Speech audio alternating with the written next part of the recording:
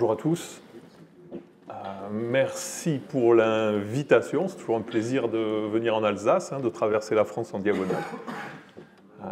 Pour venir dans cette belle région, moi je vais aujourd'hui vous faire un panorama de techniques d'adaptation au changement climatique. J'associe un bon nombre de collègues avec qui j'ai pu échanger et récupérer différents travaux dans différentes régions et dans différents vignobles.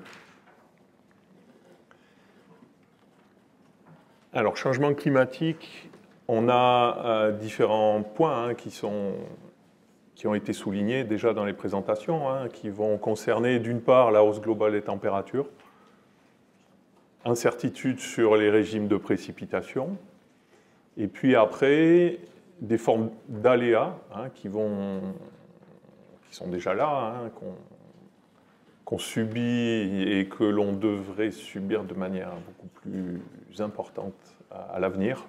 Vagues de chaleur, sécheresse, inondations, grêle, ça a été déjà rappelé. Et également ces épisodes de gel qui nous touchent depuis 2 ans. Pour exemple, ici, des effets vagues de chaleur 28 juin 2019 dans le Gard et l'Hérault, avec 46 degrés qui arrivent du jour au lendemain. Voilà. Et des effets de brûlure très importants sur la vigne.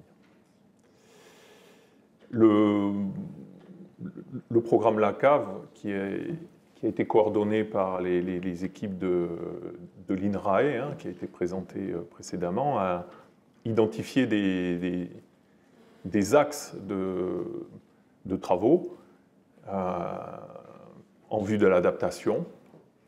Parmi ces axes, donc modifier les pratiques viticoles, ajuster les processus œnologiques, mais également réorganiser les plantations. Sont les 3 points là que je vais vous présenter ce matin. Donc ça va faire un peu inventaire, mais on va essayer d'avancer un peu en montrant des points. Première chose, retarder le cycle face à la hausse globale, à l'avancée des phénologies. Rien ne vaut la taille de Mars. Vous voyez, on était en 1912 et il y avait déjà des travaux là-dessus. 9 jours de gain, si on taille en Mars, sur le débourrement, ça peut servir. Autre illustration par rapport à des tailles tardives, des collègues espagnols qui travaillent avec nous sur un programme européen, ont travaillé donc sur le Tempranillo, toujours en taille cordon, en répétant les tailles en début de mois, de décembre jusqu'à avril, et on voit des gains sur une taille d'avril par exemple de 17 jours.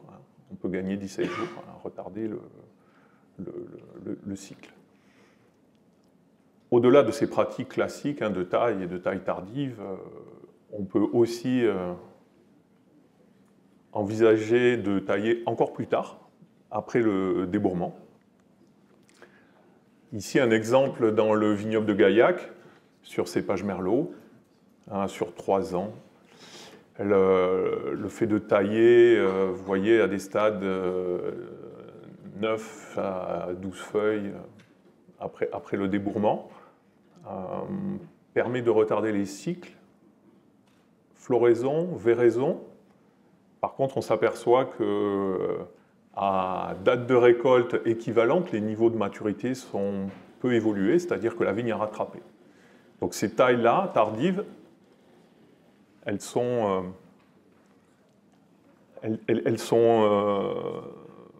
efficaces pour retarder les stades intermédiaires, mais pas forcément au niveau de la maturité. Et en plus, vous voyez que sur ces 3 années, il y a une année où on a eu un impact important sur le rendement. Donc difficile d'envisager d'aller trop loin dans la taille tardive sans avoir un effet sur la vigne. Autre possibilité d'adaptation quand on cherche un peu à atténuer la photosynthèse,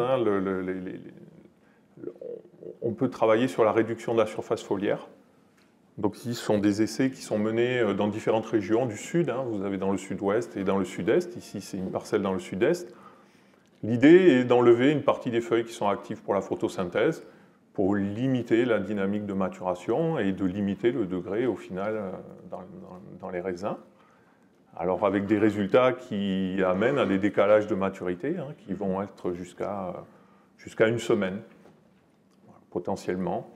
Vous voyez que dans les effeuillages, on réalise des effeuillages sur la zone active de la photosynthèse, c'est-à-dire plutôt le haut.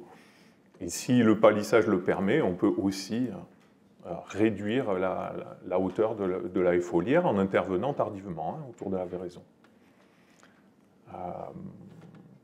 Si on récolte à même maturité, on ne pénalise pas la qualité des raisins. Taille tardive, réduction de la surface foliaire. Face aux vagues de chaleur, face à l'augmentation en photosynthèse, on peut aussi essayer d'ombrer les vignes. Voilà, travailler sur l'ombrage en utilisant des filets. Alors, si on veut utiliser des filets, en fait, il y a plein de questions qui se posent. Est-ce qu'on les met sur une face? Est-ce qu'on les met sur deux faces? À quelle période on les met? Est-ce qu'on les met en début de végétation, à la nouaison, à la véraison? Il y a aussi les couleurs de filets. Est-ce qu'on met du noir, du blanc, du vert? Est-ce qu'on les met juste sur la zone des grappes? Voilà. Et puis ces filets aussi, ils ont des pourcentages d'ombrage qui peuvent être variables. Hein. Les fournisseurs proposent, on peut avoir de 20% d'ombrage jusqu'à 80% d'ombrage. Voilà. Donc, tout un tas de facteurs à prendre en compte qui sont étudiés aujourd'hui par différentes équipes hein, de l'IFV dans différentes régions.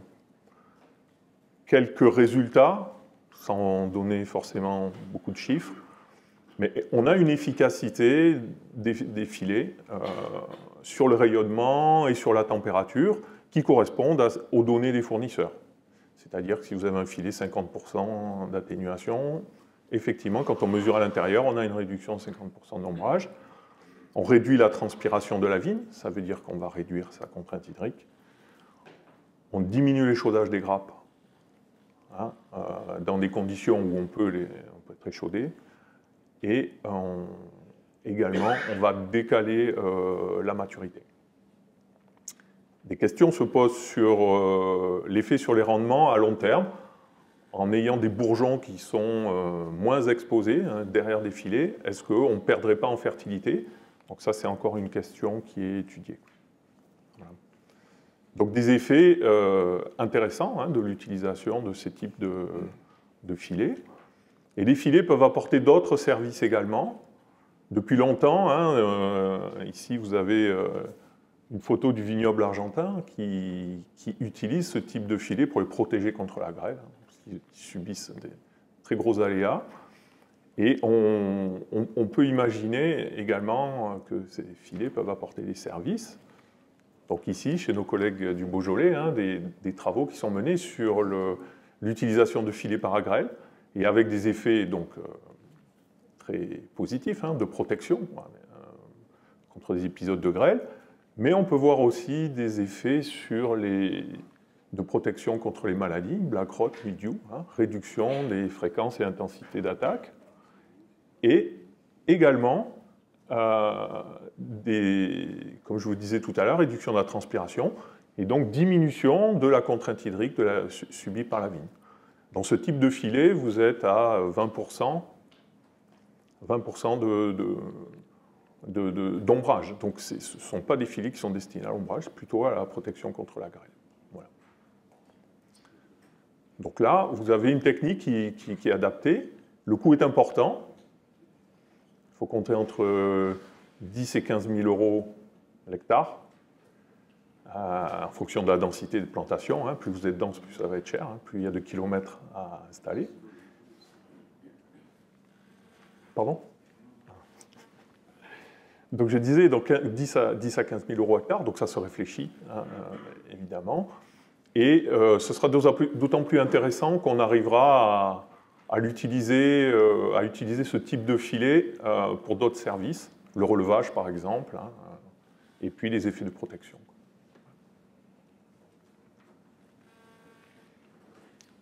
Moins cher, mais également efficace.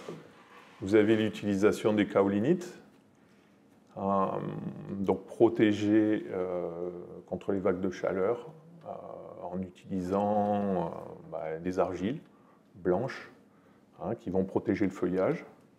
Ici, des essais réalisés par le Centre du Rosé avec effet sur la contrainte hydrique, hein, diminution de la transpiration, effet.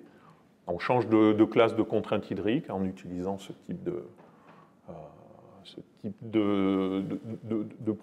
produit, et évidemment des effets également de réduction de l'échaudage.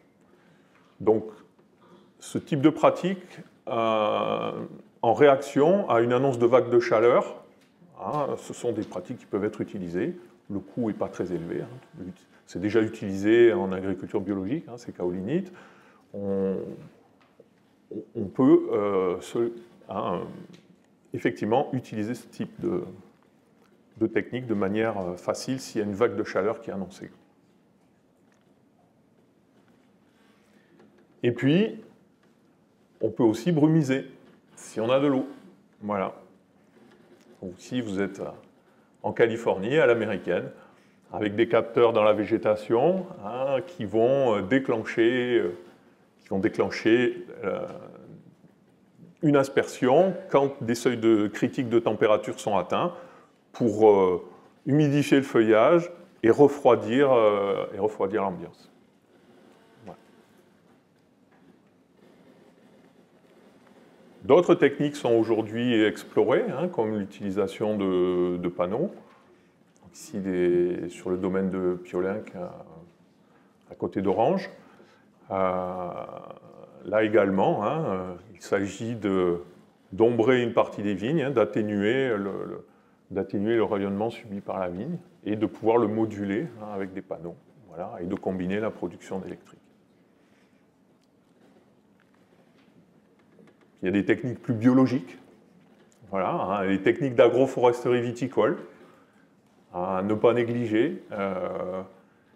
Dans l'agroforesterie, on peut parler de l'agroforesterie à l'échelle de l'exploitation ou du paysage, hein, comment organiser ces pourtours de haies pour atténuer des effets climatiques.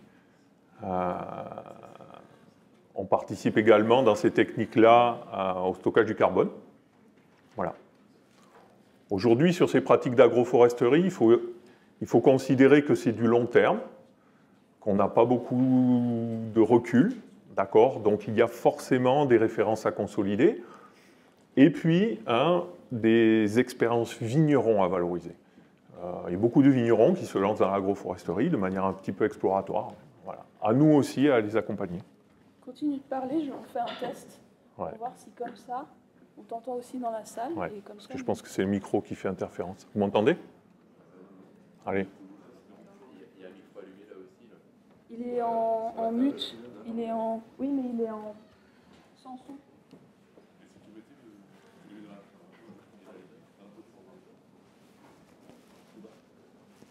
Je ne sais pas si c'est le boîtier ou si c'est le micro. On continue? Il disait qu'il faut être plus loin du micro. Là. Ok. Voilà. Si bon, je vais parler plus fort, ouais, il n'y a pas de souci. Voilà. Donc voilà des aspects par rapport au vignoble, d'accord? On peut aussi, il y a aussi un travail à considérer au niveau du sol et de sa gestion. Limiter l'évaporation, conserver l'humidité, améliorer la capacité de rétention des sols, et puis compenser. Hein, notre président Gelras a parlé d'irrigation, mais évidemment compenser aussi le non-accès aux éléments fertilisants par des fertirigations ou d'autres techniques de pulvérisation. Donc là aussi, on a des leviers d'action. Donc évidemment, le premier, c'est l'irrigation, mais je pense que c'est un sujet pour une matinée technique à part entière. Donc je vais pas développer, il y a beaucoup de références. La France est un pays qui est peu irriguant, hein, à part le pourtour méditerranéen.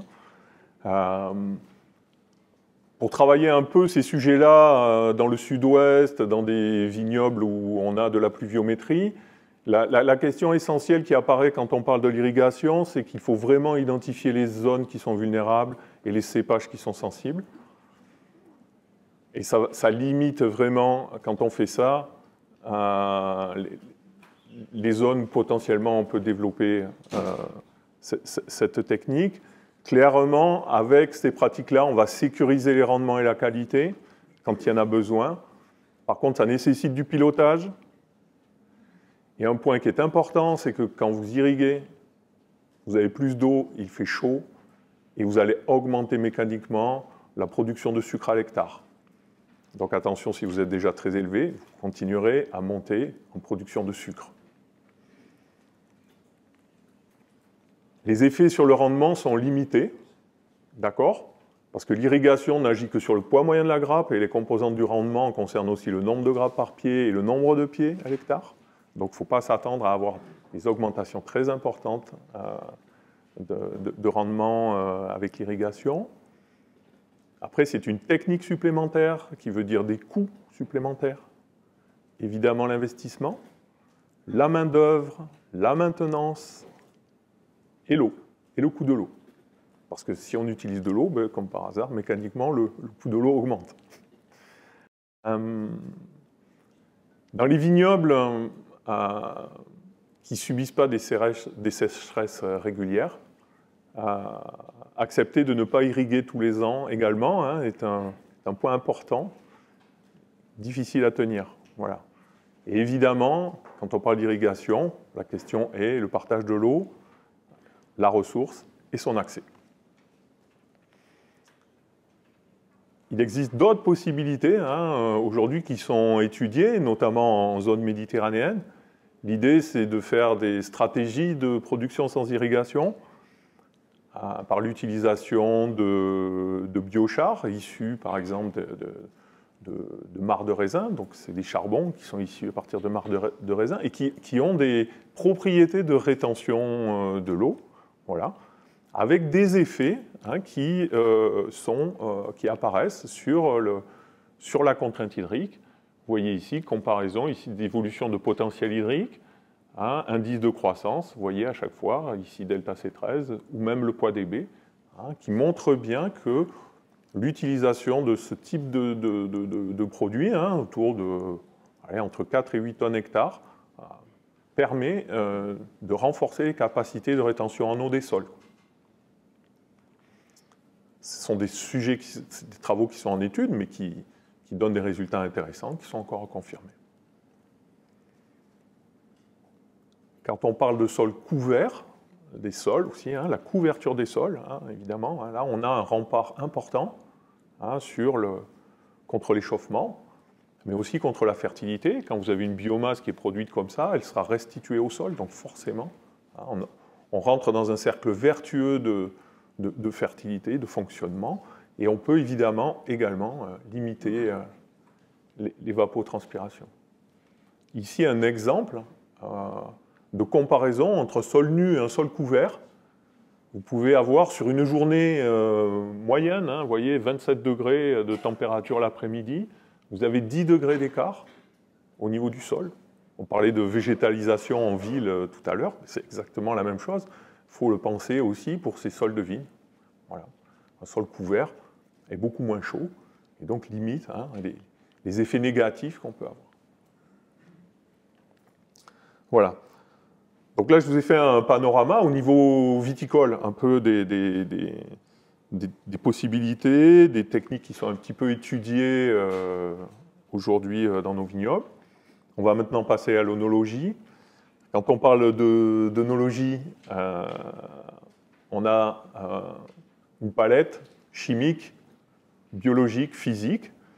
L'idée, c'est on a des effets recherchés. Est-ce qu'on a des effets secondaires indésirables sur ces techniques qu'on va appliquer? Et puis, il y a un volet très important en œnologie qui va être là, évidemment la réglementation, ce qu'on a le droit de faire et ce qu'on a le droit de ne pas faire. Je ne rentrerai pas forcément dans dans tous les détails. Au niveau processus œnologique, la première chose, ça va être la réduction en alcool des vins.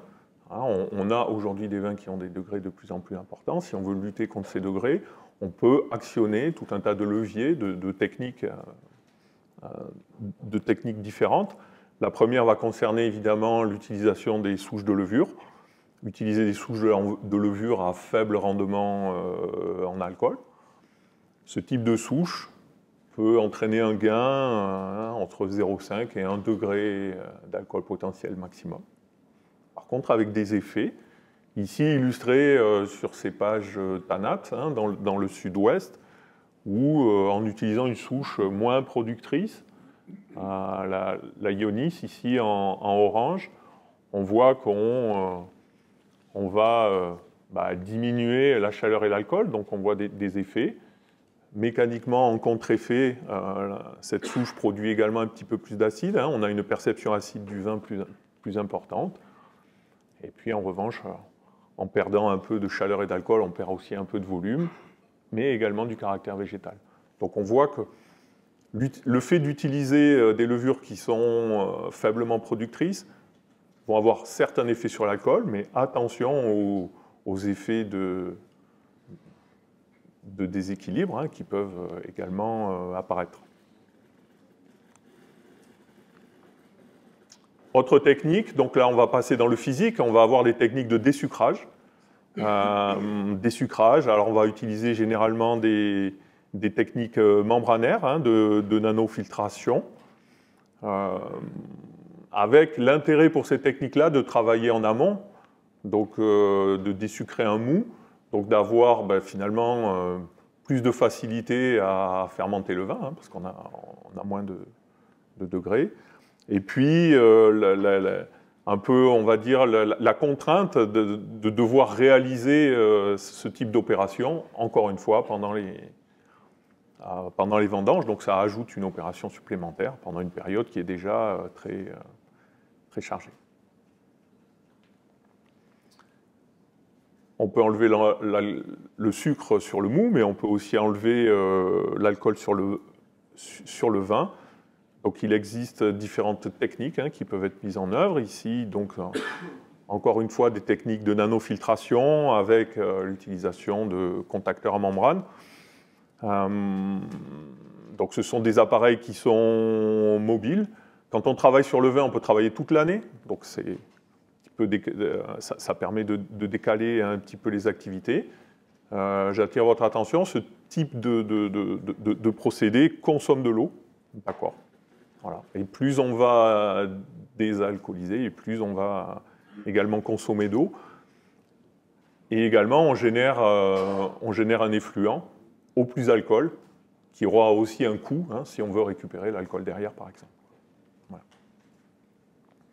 Et à chaque fois, vous voyez, vous avez le coût un peu de ce type de technique en prestation.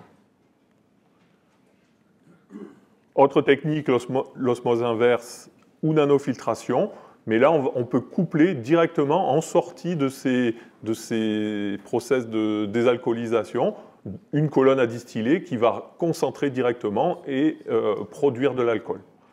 L'intérêt, c'est qu'on peut amener le vin, par exemple dans une distillerie, qui peut faire ce type de travail. Et voilà. Technique qui peut être aussi utilisée en continu ou en appareil mobile, en prestation.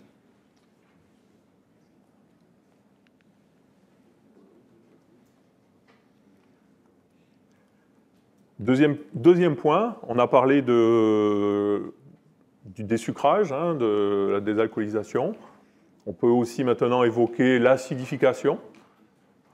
Souvent, dans des conditions chaudes, on a des pertes d'acidité, on a des cépages qui tiennent plus ou moins, qui sont plus ou moins acides naturellement.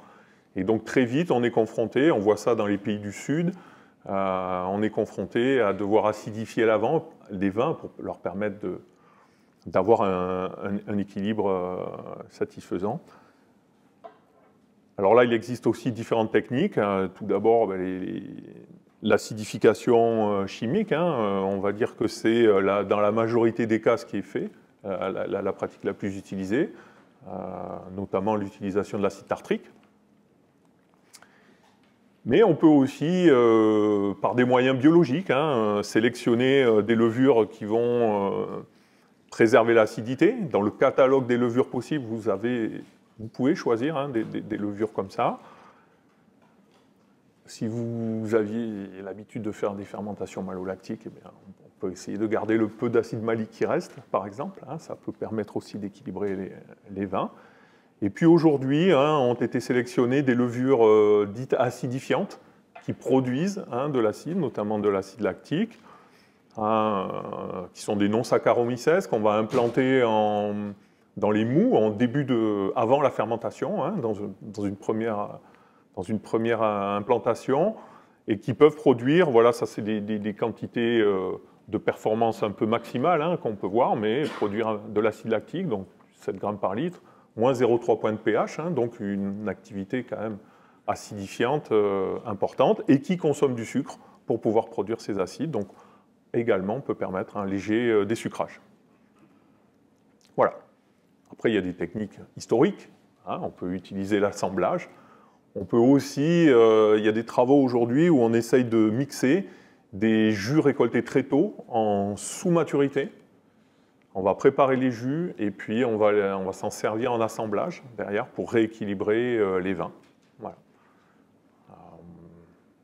Technique intéressante également qui peut être utilisée. Et puis là aussi, vous avez des techniques membranaires avec des équipements. Vous avez l'électrodialyse qui existe là, voilà, depuis pas mal d'années maintenant, qui permet à la fois de travailler sur mou, sur vin, qui permet à la fois de régler une diminution du pH de manière très précise. Donc c'est vous en amont qui choisissez ce réglage-là. Et ces techniques-là permettent également la stabilisation tartrique. Donc on fait 2 opérations en une. Voilà. Là aussi, j'attire votre attention sur les consommations d'eau. On a des consommations d'eau importantes. Plus on veut chercher à travailler, et plus ces consommations sont importantes. Il en est de même. Voilà, ici, une autre technique, les résines échangeuses d'ions. Donc on est sur les mêmes niveaux de résultats en termes de précision de pH, également de stabilisation tartrique. Voilà. Exemple de résultats. Ici, un travail sur un rouge de Négrette, donc vignoble de Fronton, avec ces 2 techniques utilisées avec des réductions de pH de moins 0,2 ou moins 0,4 unités. Conséquence sur les vins, des niveaux de vins assez qualitatifs, évidemment, augmentation de la perception acide, mais également augmentation du fruité terpénique, et diminution de l'astringence et de l'amertume. Donc, technique très intéressante, là, dans les résultats. Donc voilà pour la partie oenologique de quelques pistes et leviers potentiels d'action au niveau du chai. Je finirai par, de manière plus générale et peut-être sur un peu plus de moyen terme, des leviers d'action qui vont concerner la réorganisation des vignobles et des plantations. Voilà. Et en premier lieu, la baisse de densité, pour s'adapter aux changements climatiques et aux futures contraintes, notamment de stress hydrique. La densité de plantation est un outil voilà, qui est déjà utilisé dans les vignobles méridionaux, qui sont de faible densité pour s'adapter au climat. Évidemment, on va réduire les besoins en eau, mais ça demande une augmentation de la production par souche, donc attention à la qualité. Et ça peut permettre l'évolution de l'entretien des sols. Vous avez des travaux qui sont menés depuis de nombreuses années dans des vignobles haute densité qui cherchent à évaluer des pratiques de vignes à plus faible densité à fin d'adaptation. Voilà. Autre point, dans les déplacements du vignoble, on parle d'évolution du vignoble dans d'autres régions, mais je pense que dès à présent, il faut s'intéresser à l'intérieur des régions, à l'intérieur des terroirs définis, d'aller chercher des gains de quelques degrés liés à l'altitude, à l'orientation des pentes. On voit ici qu'on peut gagner 0,6 degrés par 100 mètres d'altitude. Voilà. Donc c'est des choses qu'il faut évidemment dès aujourd'hui explorer. Voilà. Ici un exemple de travail sur le vignoble de Jurançon, avec un différentiel de pente bon, c'est un vignoble en pente, sur des différentiels de pente de 50 mètres. On gagne sur la période nouaison-récolte, on gagne 2-3 jours, 2-3 journées thermiques entre le haut et le bas de pente, le bas de pente étant plus frais. Voilà. Donc là, on parle de la pente. Il y a également l'orientation, l'exposition, qui sont des critères. Je pense que dès à présent, engager des observations à ce niveau-là peut permettre d'envisager de l'adaptation dans les années futures. Voilà. Donc là, j'en ai terminé. Un petit mot de conclusion, juste, pour vous dire qu'on a aujourd'hui un panel de techniques qui sont mises en place, qui sont évaluées. Évidemment, je vous les ai montrées une par une, mais on peut envisager des combinaisons, de construire des itinéraires adaptés pour gagner à la fois la limitation de la transpiration, la réduction des degrés au vignoble éhauché, pour pouvoir vraiment conserver des niveaux de vin et d'équilibre de vin intéressants. Voilà.